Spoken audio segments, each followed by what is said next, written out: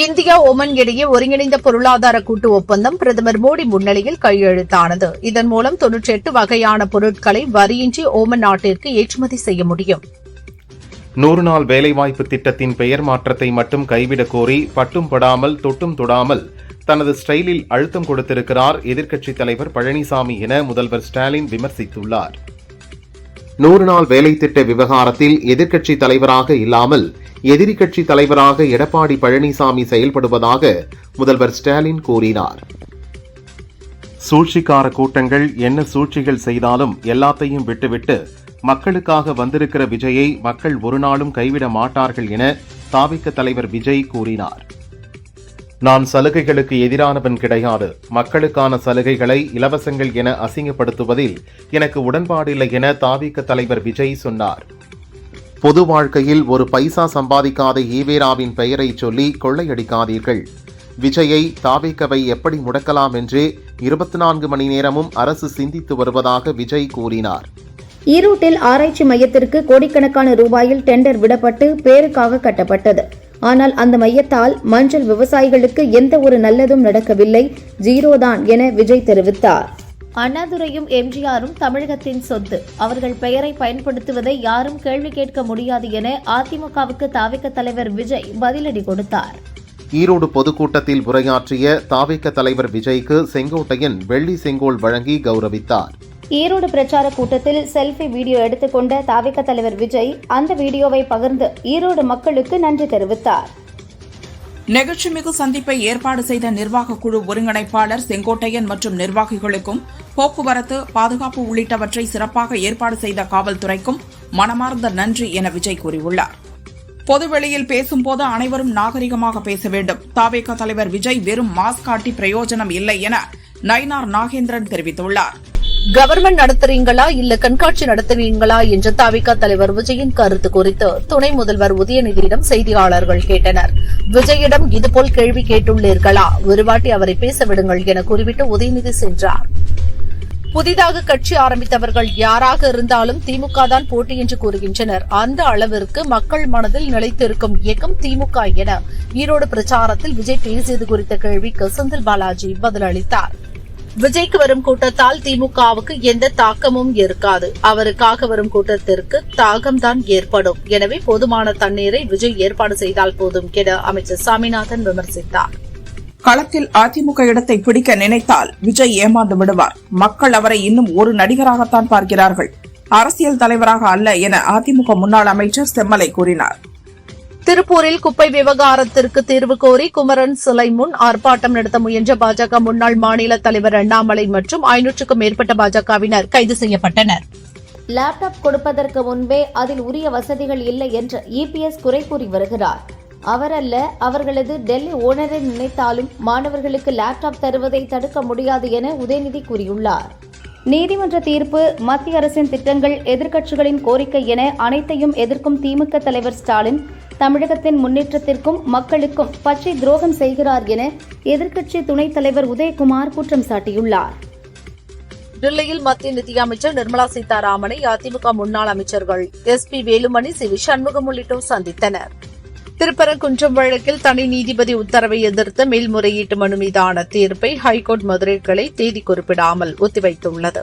எழுத்துப்பூர்வ வாதங்கள் இருந்தால் நீதிமன்றத்தில் தாக்கல் செய்யலாம் என்றும் நீதிபதிகள் கூறியுள்ளனர். லோக்சபாவில் எதிர்க்கட்சிகளின் கடும் அமளிக்கு மத்தியில் ஜிரேம்ஜி மசோதா நிறைவேற்றப்பட்டது. அதைத் தொடர்ந்து நாள் முழுவதும் அவை ஒத்திவைக்கப்பட்டது.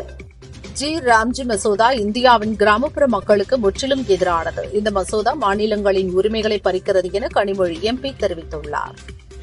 100 நாள் வேலை திட்டத்தின் பெயரை மாற்ற எதிர்ப்பு தெரிவித்து பார்லிமெண்ட் வளாகத்தில் இந்தியா கூட்டணி எம்பிக்கள் பேரணியில் ஈடுபட்டனர். தைரியம் இருந்தால் ரூபாய் நோட்டில் காந்தியின் படத்தை அகற்றுங்கள். உங்களால் காந்தியின் படத்தை அகற்ற முடியாது என 100 நாள் வேலை திட்ட மசோதா பெயர் மாற்றம் குறித்து கர்நாடக துணை முதல்வர் டி.கே. சிவக்குமார் கூறியுள்ளார். சபரிமலையில் மண்டல பூஜையை ஒட்டி கடந்த 30 நாட்களில் 210 கோடி ரூபாய் வருமானம் கிடைத்துள்ளதாகவும், கடந்த ஆண்டை விட 30% அதிகமாக வருமானம் ஈட்டப்பட்டுள்ளதாகவும் தேவசம் போர்டு தகவல் தெரிவித்துள்ளது. பாகிஸ்தான் வான்பரப்பில் இந்திய விமானங்கள் பறப்பதற்கு விதிக்கப்பட்ட தடையை ஜனவரி 23ஆம் தேதி வரை நீட்டித்து பாகிஸ்தான் விமான நிலைய ஆணையம் உத்தரவிட்டுள்ளது. உலகக்கோப்பை கால்பந்து போட்டியில் பட்டம் வெல்லும் அணிக்கு 452 கோடி ரூபாய் பரிசாக வழங்கப்படும் என ஃபிஃபா அறிவித்துள்ளது. ஈரோடு விஜய் மக்கள் சந்திப்பு நிகழ்ச்சியில் சட்டை பாக்கெட்டில் ஜெயலலிதா படத்துடனும் தாவேகா கரைவேட்டியுடன் செங்கோட்டையன் கலந்து கொண்டது வைரலாகி வருகிறது. முதல்வர் ஸ்டாலின் ஆட்சியில்தான் முன் எப்போதும் இல்லாத அளவுக்கு தமிழகத்தின் பொருளாதாரம் 16% வளர்ச்சி கண்டுள்ளது என நிதியமைச்சர் தங்கம் தென்னரசு பெருமிதம் தெரிவித்துள்ளார். ஈரோடு மக்கள் சந்திப்பு மகிழ்ச்சியையும் நெகிழ்ச்சியையும் ஏற்படுத்தியதாக தெரிவித்த தாவேகா தலைவர் விஜய் தொடர்ந்து வந்த தடைகளை மக்களின் அன்பால் முறியடித்துள்ளேன் என பதிவிட்டுள்ளார். 100 நாள் வேலை திட்டத்தில் மகாத்மா காந்தி பெயரை மாற்றியதற்கு எதிர்ப்பு தெரிவித்து காந்தியின் திருவுருவ படங்களுடன் திண்டுக்கல் மணிக்கூண்டு அருகே காங்கிரஸ் கட்சியினர் கண்டன ஆர்ப்பாட்டம் நடத்தினர். வேலூர் மாநகராட்சியில் கடந்த 3 ஆண்டுகளுக்கு மேலாக நிதி ஒதுக்கீடு செய்யாமல் பணிகள் புறக்கணிக்கப்படுவதாக கூறி திமுக மாமன்ற உறுப்பினர்கள் 13 பேர் வெளிநடப்பு செய்தனர். திருப்பூரில் அண்ணாமலை தலைமையில் இன்று நடைபெற இருந்த மாபெரும் கண்டன ஆர்ப்பாட்டத்துக்கு போலீசார் அனுமதி மறுத்ததால் தடையை மீறி போராட்டம் நடத்தப்படும் என பாஜக அறிவித்துள்ளது. மல்லை சத்யா வழக்கறிஞர் மயில்சாமி மூலம் தனது திராவிட வெற்றிக் கழகம் கட்சியை தேர்தல் ஆணையத்தில் பதிவு செய்தார். காந்தியின் பெயரை காக்கவோ மீட்கவோ வேண்டிய அவசியமில்லை.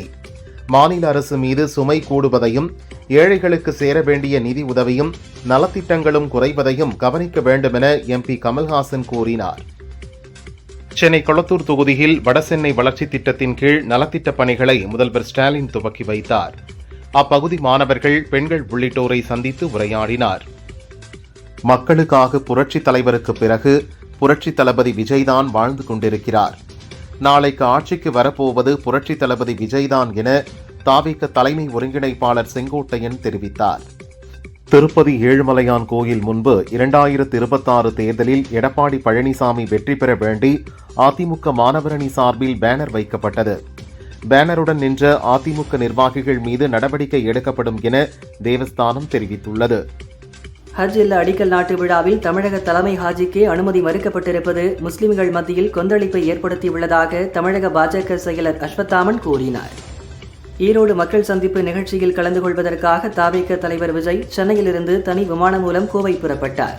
அங்கிருந்து சாலை மார்க்கமாக ஈரோடு விஜயமங்கலத்தில் நடக்கவுள்ள பிரச்சார கூட்டத்துக்கு செல்கிறார். காப்பீட்டுத் துறையில் 100% அந்நிய நேரடி முதலீட்டை அனுமதிக்கும் மத்திய அரசின் மசோதாவுக்கு அதிமுக ஆதரவு அளித்துள்ளது. சென்னை நுங்கம்பாக்கத்தில் அன்னை தெரசா மகளிர் வளாகத்தில் மகளிர் சுய உதவி குழுக்கள் தயாரிக்கும் பொருட்கள் விற்பனை கண்காட்சியை துணை முதல்வர் உதயநிதி தொடங்கி வைத்தார். ஓமனில் உற்சாக வரவேற்பு அளித்ததற்காக நன்றி. ஓமனில் உள்ள இந்திய சமூகத்தினரின் பாசப்பிணைப்பு மற்றும் ஆர்வம் உண்மையில் இரு நாடுகளுக்கிடையே உள்ள மக்களுடனான உறுதியான பிணைப்பை பிரதிபலிக்கிறது என மோடி தெரிவித்தார். நவோதயா பள்ளிகள் குறித்த விவகாரத்தில் இருமொழி கொள்கையில் முதல்வர் ஸ்டாலினின் இரட்டை வேடம் அம்பலப்பட்டுள்ளது என அதிமுக பொதுச் செயலாளர் EPS கூறியுள்ளார். அமெரிக்க வரி விதிப்பால் தமிழகத்தில் ஏற்றுமதி துறையில் கடும் பாதிப்பு ஏற்பட்டுள்ளது. இதனை விரைவில் களைய நடவடிக்கை வேண்டும் என பிரதமர் மோடிக்கு முதல்வர் ஸ்டாலின் கடிதம் எழுதியுள்ளார். டெல்லி ஜனாதிபதி மாளிகையில் இருந்து பிரிட்டிஷ் ராணுவ தளபதிகளின் புகைப்படங்கள் அகற்றப்பட்டு இந்திய ராணுவத்தின் உயரிய விருதான பரம்வீர் சக்ரா பெற்ற 21 பேரின் புகைப்படங்கள் இடம்பெற்றுள்ளன. காற்று மாசை கட்டுப்படுத்த இன்று முதல் BS3 மற்றும் BS4 வாகனங்கள் டெல்லிக்குள் நுழைய அனுமதியில்லை. BS6 வாகனங்களுக்கு மட்டுமே அனுமதி என டெல்லி அரசு உத்தரவிட்டுள்ளது. கேரளாவில் இன்னும் 25 லட்சம் வாக்காளர்கள் விண்ணப்பம் சமர்ப்பிக்காத சூழலில் SIR பணிகளை வரும் 31ஆம் தேதி வரை நீட்டிக்க பரிசீலனை செய்ய வேண்டும் என தேர்தல் ஆணையத்திற்கு சுப்ரீம் கோர்ட் உத்தரவிட்டுள்ளது. சவுதியில் இருந்து கோழிக்கோடு வந்த விமானம் தொழில்நுட்ப கோளாறு காரணமாக அவசரமாக கொச்சியில் தரையிறக்கப்பட்டது. புகழ்பெற்ற இந்திய சிற்பி பத்மபூஷன் விருது பெற்ற ராம் சுதர் வயது மூப்பு காரணமாக காலமானார். அவருக்கு வயது 100. குஜராத்தில் சர்தார் வல்லபாய் பட்டேலின் ஒற்றுமை சிலை உள்ளிட்ட பிரம்மாண்ட சிலைகளை வடிவமைத்துள்ளார். இந்திய கடற்பகுதியில் மீன்பிடித்த வங்கதேச மீனவர்கள் 35 பேரை இந்திய கடலோர காவல்படை கைது செய்தது. மீனவர்களிடமிருந்து படகுகளை பறிமுதல் செய்து அவர்களை மேற்கு வங்க காவல்துறையிடம் ஒப்படைத்தது. பாஜக தேசிய செயல் தலைவராக பொறுப்பேற்றுள்ள நிதின் நபீனை துணை ஜனாதிபதி CP ராதாகிருஷ்ணன் மரியாதை நிமித்தமாக இன்று நேரில் சந்தித்து பேசினார். தமிழகத்தில் காவல் உயர் அதிகாரிகளின் வீடுகளில் ஆர்டர்லியாக ஒருவர் கூட பணியில் இல்லை என சென்னை ஹைகோர்ட்டில் DGP அறிக்கை தாக்கல் செய்தார். வெறும் 1000 ரூபாய்க்கு மரபணு பரிசோதனை செய்யும் திட்டத்தை ரிலையன்ஸ் அறிமுகப்படுத்தியுள்ளது. மரபணு நோய்களை கண்டறிதல், நோய்களின் அபாயத்தை மதிப்பிடுதல், சரியான சிகிச்சையை தீர்மானித்தல், பரம்பரை நோய்களை தடுத்தல் உள்ளிட்டவைகளுக்கு இந்த பரிசோதனைகள் செய்யப்படுகின்றன. சாலை விபத்து நடந்த இடத்தை 10 நிமிடங்களுக்குள் சென்றடையும் விதமாக நவீன ஆம்புலன்ஸ்களை மாநிலங்களுக்கு வழங்க மத்திய அரசு திட்டமிட்டுள்ளது. இந்த ஆம்புலன்ஸ் ஓட்டுநர்களை ரக்பீரர்களாக அறிவித்து கௌரவிப்பதுடன் தலா ரூபாய் 25,000 பரிசு வழங்கவும் அரசு முடிவு செய்துள்ளது. லோக்சபா எதிர்க்கட்சித் தலைவர் ராகுலுக்கும் அவரது சகோதரி பிரியங்காவுக்கும் இடையே சண்டை ஏற்பட்டுள்ளது என மத்திய இணையமைச்சர் ரவனீத் சிங் பிட்டு தெரிவித்தார். திருச்சி ஸ்ரீ சஞ்சீவி ஆஞ்சநேயர் கோயிலில் மார்கழி மாத மூல நட்சத்திர தினத்தில் உலக நன்மை வேண்டியும் ஹனுமன் ஜெயந்தியை முன்னிட்டு மகா சுதர்சன ஹோமம் நடத்தினர். திரளான பக்தர்கள் பங்கேற்று வழிபட்டனர். நாயன்மார்கள் வழியில் மக்களை ஆன்மீக நெறிக்கு ஆதியோகி ரதங்கள் அழைக்கின்றன என கோவை ஈஷா யோக மையத்தில் ஆதியோகி ரத யாத்திரையை தொடங்கி வைத்து பேரூர் ஆதீனம் அருளுரை வழங்கினார். நாமக்கல்லில் நாளை ஆஞ்சநேயர் ஜெயந்தி கொண்டாடப்படுகிறது. விழா ஏற்பாடுகள் நடக்கிறது. 2 டன் எடையுள்ள வண்ண மலர்களை கொண்டு கோயில் பிரகாரம் முழுவதும் அலங்காரம் செய்யப்பட்டுள்ளன. சபரிமலை நடப்பு மண்டல காலத்தில் 210 கோடி ரூபாய் வருவாய் கிடைத்துள்ளதாக திருவிதாங்கூர் தேவசம் போர்டு தலைவர் கே. ஜெயக்குமார் கூறினார். இலங்கையின் தமிழ் தேசிய மக்கள் முன்னணி கட்சி தலைவர் கஜேந்திரகுமார் பொன்னம்பலம் உள்ளிட்ட அந்நாட்டு தமிழ் அரசியல் தலைவர்கள் முதல்வர் ஸ்டாலினை சந்தித்தனர். ஈழத் தமிழர்களின் நலன் குறித்து மத்திய அரசுக்கு அழுத்தம் தர வலியுறுத்தினர். மேற்கு தொடர்ச்சி மலையில் பெய்த கனமழை காரணமாக நெல்லை, களக்காடு, தலையணை மற்றும் மணிமுத்தாறு அருவிகளில் சுற்றுலாப் பயணிகள் குளிக்க தடை விதிக்கப்பட்டுள்ளது. நெல்லை திசையன்விளையில் கழிவுநீர் கால்வாய்க்குள் தவறி விழுந்து உயிருக்கு போராடிய கன்றுக்குட்டியை தீயணைப்புத் துறையினர் பத்திரமாக மீட்டனர். விரைந்து செயல்பட்ட அவர்களை பொதுமக்கள் பாராட்டினர். நாமக்கல்லில் முட்டைகளில் நைட்ரோ பைரான் என்ற வேதிப்பொருள் கலப்பதாக புகார் எழுந்த நிலையில் கோழி பண்ணைகளில் உணவு பாதுகாப்புத்துறை அதிகாரிகள் ஆய்வு நடத்தினர். வணிகர்களின் கோரிக்கைகளுக்கு தீர்வு காணும் அரசியல் கட்சி கூட்டணிக்குதான் 2026 தேர்தலில் எங்கள் ஆதரவை தெரிவிப்போம் என வணிகர் சங்க பேரமைப்பு தலைவர் விக்ரமராஜா தெரிவித்துள்ளார். ராமநாதபுரம் தொண்டியில் 50 கிலோ எடை கொண்ட அரிய வகை கடல் ஆமை ஒன்று மீனவர்கள் வீசிய வலையில் சிக்கியது. அது தடை செய்யப்பட்ட ஆமை வகை என்பதால் மீனவர்கள் அதை மீண்டும் பத்திரமாக கடலிலேயே விட்டனர். 2025 ஆண்டுக்கான சாகித்ய அகாடமி விருதுகள் இன்று அறிவிக்கப்படும் என கூறப்பட்டது. இந்நிலையில் விருதுகளை இறுதி செய்வதில் இழுபறி நீடிப்பதால் இந்நிகழ்ச்சி ரத்து செய்யப்பட்டதாக நிர்வாகிகள் தெரிவித்துள்ளனர். நாளை முதல் 22ஆம் தேதி வரை தமிழகத்தில் வறண்ட வானிலையும் 23, 24ஆம் தேதிகளில் லேசானது முதல் மிதமான மழை பெய்யக்கூடும் எனவும் சென்னை வானிலை மையம் தெரிவித்துள்ளது. பென்ஷன், மருத்துவ காப்பீடு உள்ளிட்ட 14 அம்ச கோரிக்கைகளை வலியுறுத்தி 100க்கும் மேற்பட்ட ஊரக வளர்ச்சி மற்றும் உள்ளாட்சித்துறை அனைத்து ஓய்வூதியர்கள் சங்கத்தினர் திண்டுக்கல் கலெக்டர் ஆபீஸ் அருகே கவனஈர்ப்பு ஆர்ப்பாட்டத்தில் ஈடுபட்டனர். திருப்பரங்குன்றம் மலை உச்சியில் இருப்பது தீபத்தூண் என்பதற்கு ஆவணங்கள் இல்லை, அது தீபத்தூண் அல்ல என அரசு தெரிவித்துள்ளது. தீபம் ஏற்ற உத்தரவிட்ட இடத்தில் தீபம் ஏற்றியதற்கான எந்த விதமான ஆதாரமும் இல்லை என கூறியுள்ளது. தூத்துக்குடியில் பசுமை தாமிர உற்பத்தி ஆலை அமைக்க அனுமதி கோரிய மனுக்களை பரிசீலிக்க அரசுக்கு உத்தரவிட வேண்டும் என வேதாந்தா நிறுவனம் சென்னை ஹைகோர்ட்டில் முறையீடு செய்துள்ளது. கர்நாடகாவில் பொது இடங்களில் புறாக்களுக்கு உணவளிக்க தடை விதித்து மாநில அரசு உத்தரவிட்டுள்ளது. பொதுமக்களுக்கு இடையூறாக இருப்பதாலும் சுகாதார சீர்கேடு அச்சுறுத்தல் காரணமாகவும் தடை விதிக்கப்படுகிறது. மீறினால் தொற்று நோய்களை பரப்புதல் பிரிவின் கீழ் வழக்கு பதியப்படும் என அதிகாரிகள் எச்சரித்துள்ளனர். எஸ்ஐஆர் பணிகள் நிறைவடைந்த நிலையில் தமிழகத்தில் நாளை வரைவு வாக்காளர் பட்டியல் வெளியிடப்படுகிறது. சென்னை கொளத்தூரில் நடந்த விழா ஒன்றில் ஒரு ஆணின் வெற்றிக்கு பின்னால் ஒரு பெண் உள்ளார் என்பதற்கு எத்தனையோ உதாரணம் உள்ளது. என் வெற்றிக்கு பின்னாலும் என் மனைவி உள்ளார் என்று முதல்வர் ஸ்டாலின் கூறினார். ராமநாதபுரம் அருகே இருசக்கர வாகனங்கள் நேருக்கு நேர் மோதிக்கொண்ட விபத்தில் 2 இளைஞர்கள் சம்பவ இடத்திலேயே பரிதாபமாக பலியாகினர். ஒருவர் படுகாயங்களுடன் ஹாஸ்பிட்டலில் அட்மிட் செய்யப்பட்டுள்ளார். மாவட்டம் விஜயமங்கலம் அருகே தேர்தல் பிரச்சார கூட்டத்தில் கலந்து கொண்ட தாவேக தலைவர் விஜய் தான் பேசிக் கொண்டிருந்த போது கம்பத்தில் ஏறிய தொண்டரை பேச்சை நிறுத்திவிட்டு கண்டித்தார். தமிழகத்தில் நாளை எஸ்ஐஆர் பட்டியல் வெளியாக உள்ள நிலையில் பட்டியலில் பெயர் இல்லாதவர்கள் படிவம் 6 பெற்று பூர்த்தி செய்து விண்ணப்பிக்கலாம். ஜனவரி 18ஆம் தேதி வரை ஆட்சேபங்கள் இருந்தால் தெரிவிக்கலாம். அரியலூர் ஜெயங்கொண்டம் அருகே இலையூர் கிராமத்தில் உள்ள பழமையான சிவன் கோயிலின் மரகதலிங்கம் நேற்று நடந்த பிரதோஷ பூஜையை தொடர்ந்து திருடு போயுள்ளது. போலீசார் விசாரிக்கின்றனர்.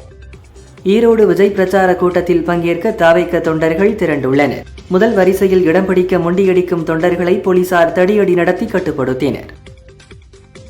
கிழக்கு திசை காற்றின் வேக மாறுபாடு காரணமாக தென் மாவட்டங்களில் இன்று மிதமான மழை பெய்ய வாய்ப்புள்ளதாக சென்னை வானிலை ஆய்வு மையம் தெரிவித்துள்ளது.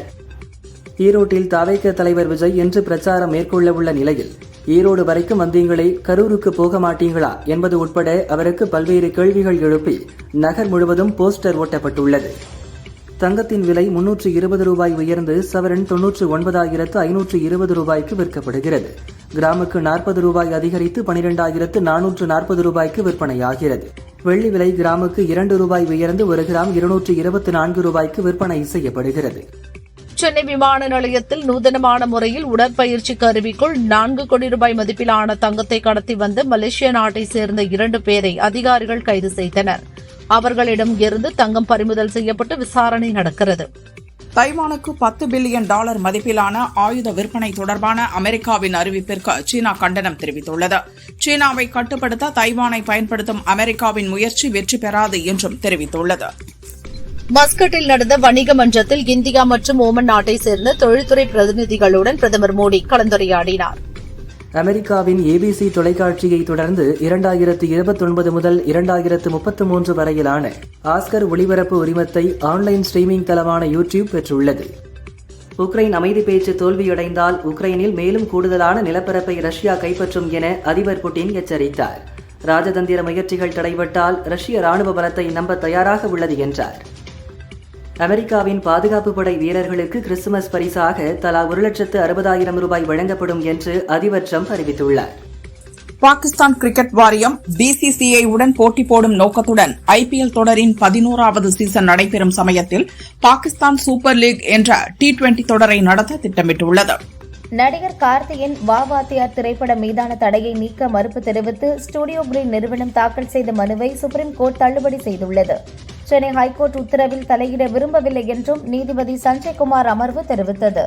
தமிழ், ஹிந்தி படங்களில் நடித்துள்ள நடிகை ரகுல் பிரீத் சிங் கடந்த ஆண்டு தயாரிப்பாளரும் நடிகருமான ஜாக்கி பக்னானியை திருமணம் செய்தார். இவரின் 2 விதமான படங்களை பகிர்ந்த டாக்டர் ஒருவர் தன்னிடம் பிளாஸ்டிக் சர்ஜரி செய்து உருவ தோற்றத்தை மாற்றியதாக கூறியிருந்தார். இதற்கு பதிலளித்த ரகுல் பிரீத் சிங், நான் எந்த பிளாஸ்டிக் சர்ஜரியும் செய்யவில்லை, எடை குறைப்பு, உடற்பயிற்சி ஆகியவையே என் உருவ தோற்றத்திற்கு காரணம் என்றார். மலையாளத்தில் நடிகர் துல்கர் சல்மான் தயாரித்து நாயகனாக நடிக்கும் படம் ஐ எம் கேம் RDX படத்தை இயக்கிய நகாஷ் ஹிதாயத் இயக்குகிறார்.